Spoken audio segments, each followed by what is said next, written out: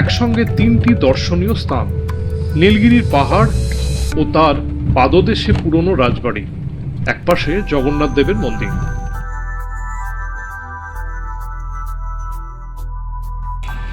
প্রথমেই দেখতে গেলাম রাজবাড়ি। সিংহ দুয়ারের ভেতর দিয়ে ঢুকে পড়লাম। একেবারে জরাজীর্ণ নয়, তবে বয়সের ছাপ রাজবাড়ির পরতে পরতে। উড়িষ্যার দোবলাগড়িতে এসে নীলগিরি পর্বতের পাদদেশে পুরনো রাজবাড়ির সামনে এখানেই রয়েছে জগন্নাথ দেবের মন্দির। একদিকে নীলগিরি পর্বত এবং কিছু দূরেই মাসির বাড়ি জগন্নাথ দেবের। সামনেই রথ, তাই রথ তৈরি প্রস্তুতি পর্ব শুরু হয়ে গিয়েছে, চলছে কাজকর্ম। পিছনেই রাজবাড়ি। রাজবাড়িতে এখনো বংশধররা বসবাস করেন। এখানে রয়েছে চণ্ডী মণ্ডপ, কিছুটা জরাজীর্ণ, তবে তুলনায় অনেকটাই ভালো।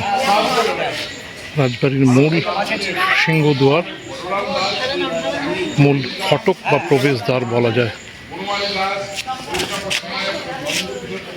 এখানে আছে মন্দিরের মতো কিছু একটা অংশ।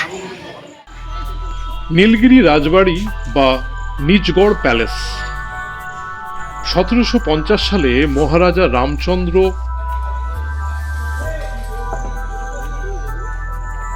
মারদরাজ হরিচন্দন নির্মাণ করেন।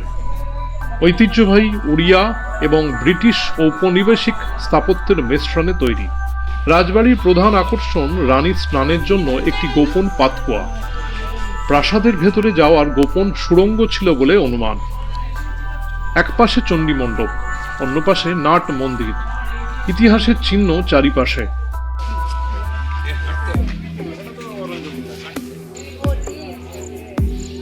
ঐতিহাসিক নীলগিরি রাজবাড়ি বা রাজপ্রাসাদ এবং রয়্যাল গার্ডেন ওড়িশার রাজকীয় ইতিহাসের সাক্ষী এই স্থান দর্শনার্থীদের জন্য বেশ আকর্ষণীয়। রাজবাড়ির একটি অংশে তৈরি হচ্ছে রথ, সামনেই রথযাত্রা।